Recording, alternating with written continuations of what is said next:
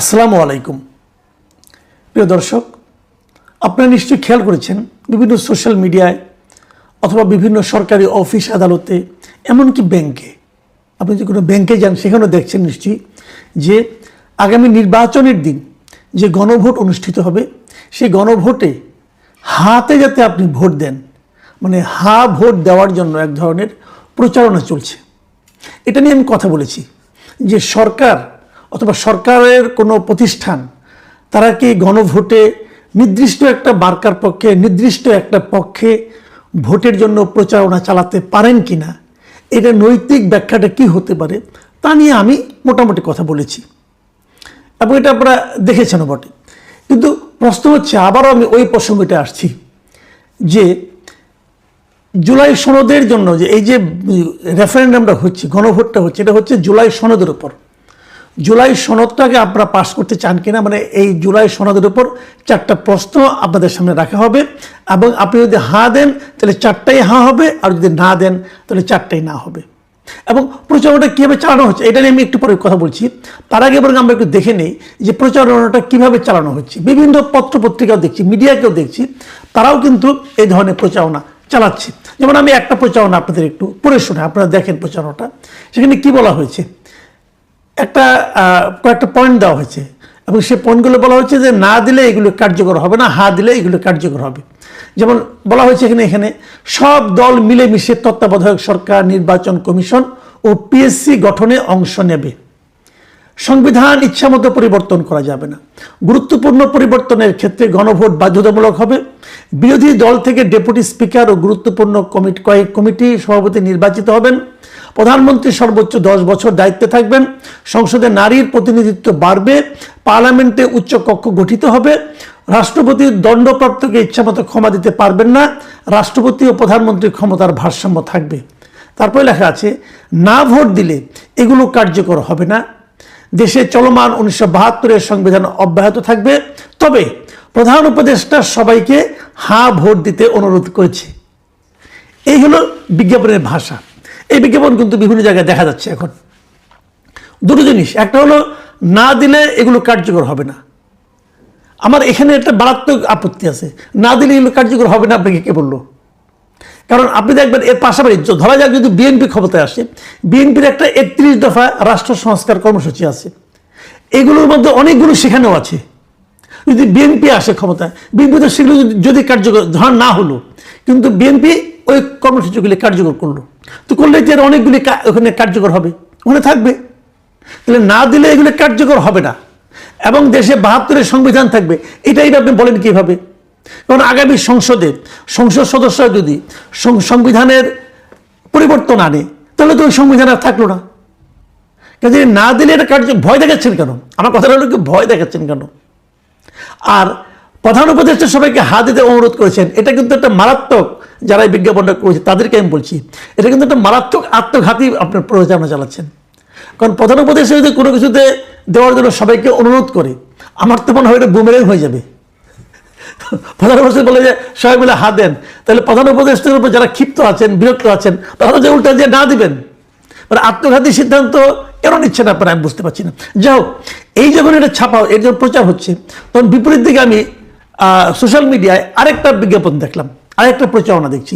সেখানে হলো যে গণভোটে না ভোট দিন, এরাও আবার প্রচারণা করছে যে আপনি না দেন, এবং না ভোট দিলে কি হবে সেটা বলে দিচ্ছে। যে যদি আপনি দেখেন কি বলছে, যদি আপনি সংবিধানে বিসমিল্লাহ শব্দটি রাখতে চান, সংবিধানের শুরুতে পরম করুণাময় আল্লাহর প্রতি বিশ্বাস লেখাটি চান, দেশের গণতান্ত্রিক ব্যবস্থা চান, পূর্বের মতো আইন শৃঙ্খলা পরিস্থিতি চান, অর্থনীতি ও বাণিজ্য স্থিতিশীলতা চান, মব মুক্ত ও সুবিচারের বাংলাদেশ চান, বাংলাদেশকে সার্বভৌম দেখতে চান, তাহলে আপনারা সবাই না ভোট দিন। আচ্ছা, এই যে প্রচারণা হচ্ছে, এই প্রচারণাটা কি গ্রহণযোগ্য? না ভোট দিলে কি আপনি কি পাবেন? ধরেন পূর্বের মতো আইন শৃঙ্খলার পরিস্থিতি চান, অর্থটা কি? পূর্ব মানে কোন পূর্বে? আওয়ামী লীগের আমলের? আওয়ামী লীগের আমলে আইন শৃঙ্খলার পরিস্থিতি খুব ভালো ছিল, তখন কি লোকজনকে নিয়ে গুম করতেন না আপনারা? গুম তো হতো। তাহলে ওই আইন শৃঙ্খলাকে আপনি চান? আমি চাই না তো ভাই। আবার বলছে কি যে অর্থনৈতিক বাণিজ্য স্থিতিশীলতা চান। আওয়ামী লীগ আমলে কি অর্থনীতি ভালো ছিল? এই এস আলমরা যে ব্যাংক লুটপাট করে নিয়ে গেছে, এটা কি ভালো অর্থনীতির পরিচয় বহন করে? দেখেন এই দুটো বিজ্ঞাপনে কিন্তু প্রকৃত যে তথ্যটা, প্রকৃত যে চেহারাটা গণভোটের, সেগুলিকে আড়াল করছে। যারা না চাচ্ছে তারা তাদের মতো করে প্রচার করছে, যারা হা চাচ্ছে তারা তাদের মতো করে প্রচার করছে। জনগণ কোথায় যাবে? তাহলে জনগণের উপায়টা কি? আপনি হয়তো বলবেন যে জনগণ যেটা ভালো মনে করবে সেটাই করবে। যদি জনগণ যদি যেটা ভালো মনে করে সেটাই করে, তাহলে রাষ্ট্র, সরকার তারা কেন হার পক্ষে প্রচারণা চালাচ্ছে? তারা কি এটা জনগণের উপরে ছেড়ে যেতে পারে না? আচ্ছা, জনগণ কি করবে? আচ্ছা, ভালো কথা, জনগণ কেমন জ্ঞানী সে আলোচনা আমরা করতেছি। আগে দেখি আমি আপনি কতটুকু জ্ঞানী, এটা একটু দেখে নিই। দেখেন, জুলাই সনদের প্রশ্নটা কি থাকবে আমি আপনাদের জাস্ট একটু পড়ে শোনাই। 4টা প্রশ্ন আছে কিন্তু। ক প্রশ্নটা হলো, নির্বাচনকালীন সময়ে তত্ত্বাবধায়ক সরকার, নির্বাচন কমিশন এবং অন্যান্য সাংবিধানিক প্রতিষ্ঠান জুলাই সনদে বর্ণিত প্রক্রিয়ার আলোকে গঠন করা হবে। 1 নম্বর এটা। খ বলা হয়েছে, আগামী সংসদ হবে 2 কক্ষ বিশিষ্ট। জাতীয় সংসদ নির্বাচনে দলগুলোর প্রাপ্ত ভোটের অনুপাতে 100 জন সদস্য বিশিষ্ট একটি উচ্চ কক্ষ গঠিত হবে এবং সংবিধান সংশোধন করতে হলে উচ্চ কক্ষের সংখ্যাগরিষ্ঠ সদস্যের অনুমোদনে হবে। এটা 2 নম্বর। আর 3 নম্বর হলো, সংসদে নারীর প্রতিনিধি বৃদ্ধি, বিরোধী দল থেকে ডেপুটি স্পিকার ও সংসদীয় কমিটির সভাপতি নির্বাচন, প্রধানমন্ত্রীর মেয়াদ সীমিতকরণ, রাষ্ট্রপতির ক্ষমতা বৃদ্ধি, বিচার বিভাগের স্বাধীনতা সহ বিভিন্ন বিষয়ে যে 30টি প্রস্তাবে জুলাই জাতীয় সনদে রাজনৈতিক দলগুলোর ঐক্যমত্য হয়েছে, সেগুলো বাস্তবায়নে আগামী নির্বাচনে বিজয়ী দলগুলো বাধ্য থাকবে। এবং ঘ হচ্ছে, জুলাই সনদে বর্ণিত অন্যান্য সংস্কার রাজনৈতিক দলগুলোর প্রতিশ্রুতির অনুসারে বাস্তবায়ন করা হবে। দেখেন, এই যে 4টা, এই 4টার মধ্যে আপনি যে পড়লাম, আপনি কি বুঝলেন ভাই বলেন? আপনি কতটুকু কি বুঝেছেন আমি জানি না। আমি এটা নিয়ে মোটামুটি স্টাডি করেছি এবং স্টাডি করার ফলগুলো আমি বলি।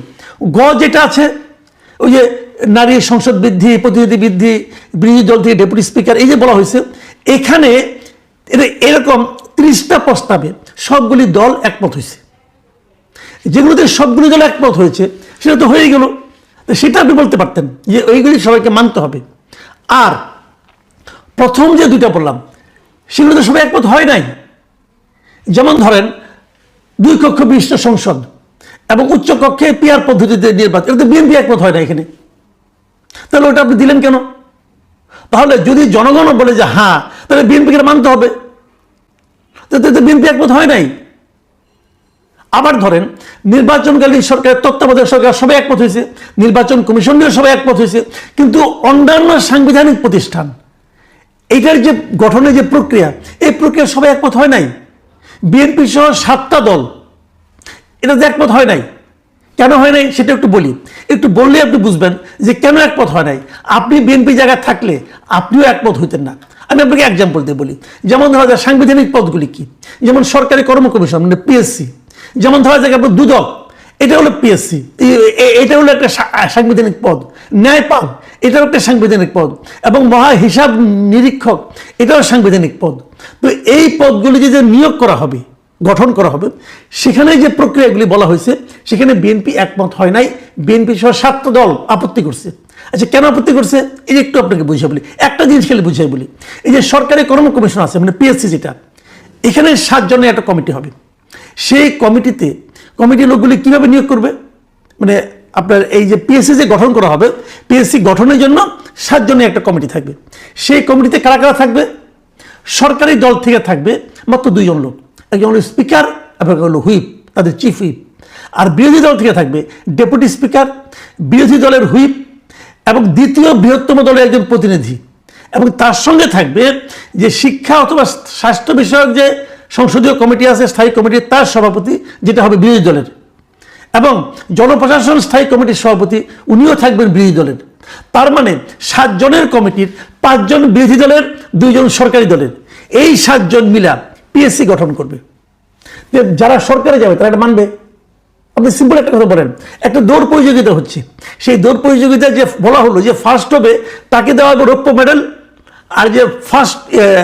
আর যে সেকেন্ড হবে তাকে দেওয়া হবে স্বর্ণপদক। তো ওই দলে কেউ ফার্স্ট হতে চাইবে? যাদেরকে জনগণ ভোট দিয়ে সরকার বানাতে পাঠালো তারা এই কমিটিগুলি নির্ধারণ করবে না, এই কমিটিতে কারা থাকবে না থাকবে, এগুলো নির্ধারণ করবে বিরোধী দলরা। তাহলে কি সরকারি দল এটা মানবে? এটা হয়? হয় না।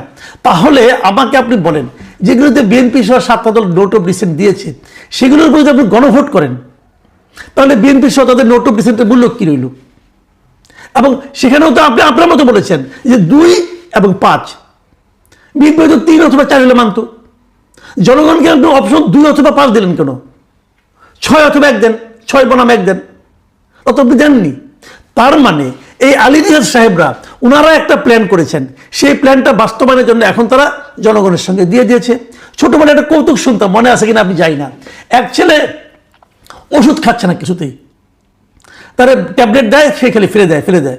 তোর মা করলো কি, একটা বুদ্ধি করলো, একটা রসগোল্লা নিয়ে আসছে, রসগোল্লার ভেতরে ট্যাবলেটটাকে ঢুকিয়ে দিয়েছে।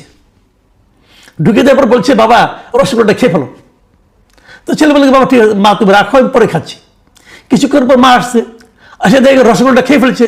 সে খুব খুশি, বাবা তুমি রসগোল্লা ঠিক মতো খেয়েছো তো? হ্যাঁ মা আমি খেয়েছি, তবে ভেতরে একটা বিচি ছিল, বিচিটা ফেলে দিয়েছি। তো এই আলী রিয়াজ সাহেব, ডক্টর ইউনূস, ওনারা মিলেমিশে আমাদেরকে একটা এই গণভোট নামক রসগোল্লা ধরাই দিছে।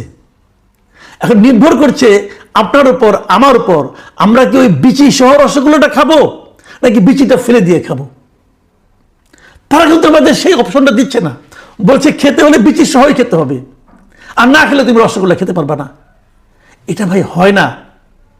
যে জিনিসটা আপনারা করছেন এটা কেউ মানবে না, এটা কেউ মানবে না। আপনারা যদি ওই যে গয়ে যেটা আছে যদি ওটা দিতেন, যে 30টাতে একমত হয়েছে সেই 30টাই মানবেন, এবং তার সঙ্গে যদি ঘ দিয়ে দিতেন যে জুলাই সনদে বর্ণিত অন্যান্য সংস্কার রাজনৈতিক দলগুলোর প্রতিশ্রুতি অনুসারে বাস্তবায়ন হবে, তাহলে হয়ে যেত। কিন্তু ক এবং খ দেওয়াতে কিন্তু আপনারা একটা আওলা বাঁধিয়ে ফেলেছেন, আপনারা প্যাকেজ বানিয়ে ফেলেছেন, এবং এই প্যাকেজ আমাদেরকে অনুমোদন করতে বলছেন। আমি প্যাকেজ অনুমোদন করবো কেন? প্যাকেজ মানে কি? আমি আরেকটা উদাহরণ দিয়ে আলোচনাটা শেষ করব। ধরেন আপনি যদি হা দেন, সবগুলি হা, না দিলে সবগুলি না। মানে হয় আপনি 4টাই গ্রহণ করবেন, না হলে আপনি 4টাই বর্জন করবেন।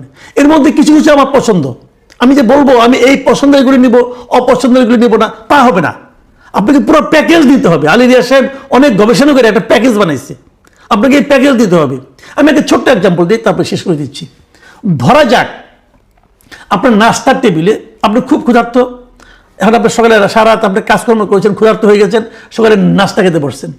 টেবিলের মধ্যে দেখা গেল একটা প্লেট, সেই প্লেটের মধ্যে একটা আপেল আছে, একটা ডিম আছে, একটা রুটি আছে, ঠিক আছে, আবার তার সঙ্গে একটু সবজি আছে, খুবই সবই কিন্তু সব স্বাস্থ্যকর খাবার।